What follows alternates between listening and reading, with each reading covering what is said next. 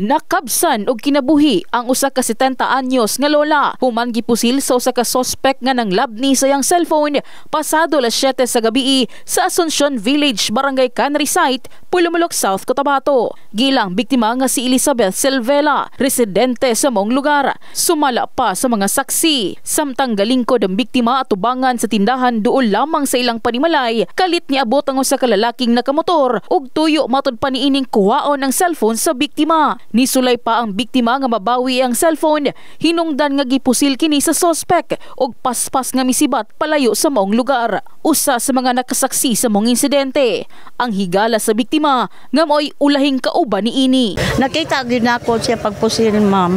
Nakuan gyud nako pagpusil.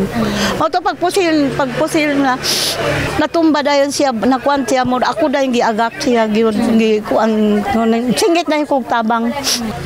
Ang cellphone lang ko siguro ang tuyo yun dato, ma'am. Ambot lang, ma'am, kay kanya. No, ambot lang, hawa na lang gudong tabahalag ng ilong sa iya, hawa na lang gudong kaniya, anong ma'am. Ngayon taon na lang dun. Ay, kuwan. Ang ginoon na lang, mahibalo anak, ma'am. Si Alan Gabotero, usa sa mga higala sa biktima nga nakurat na lamang sa mong insidente, mahitungod dili pa lamang matud pa dugay nga nipauli kini gikan sa tindahan nga gitambayan nila sa biktima ug nakadawat na lamang kini og impormasyon nga adunay nahitabong pagpamusil. Kami ron yung upat diya, giga ko magbiyahe, diya mi, sa istorya. Di mo diya mi, wala ko do, kay mga kalayo. Tapos kung alam may inom, niato ko sa marada sa ubos.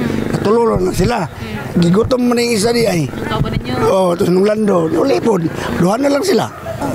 Kurat lang. Kaya naipusil daw Lorino. Lorino man yun.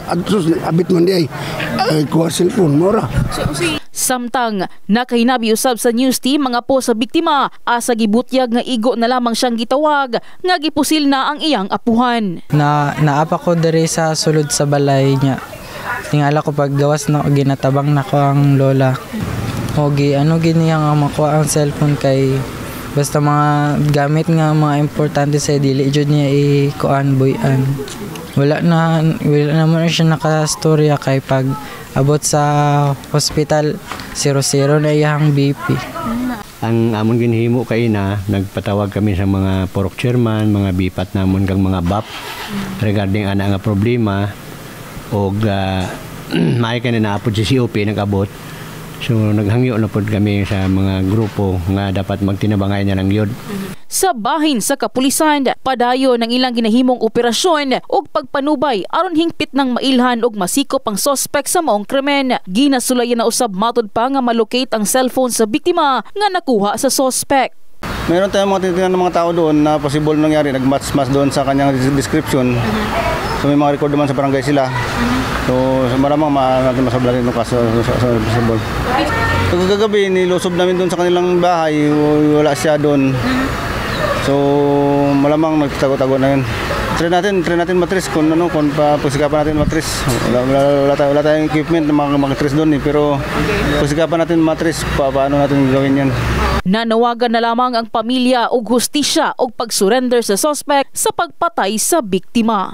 Akong panawagan lang sa nagpusil sa ako ang lola nga unta makonsensya ka sa imong gihimo nga ang lola nga dagan pag gusto matabangan dari sa moang palibot og ako po nga isa ka apong salig pa ko sa akong lola nga naay mag-guide sa ko sa adlaw-adlaw. In the heart of changing lives, kini si MJ Fernandez sa Brigada News Jensen. Brigada News.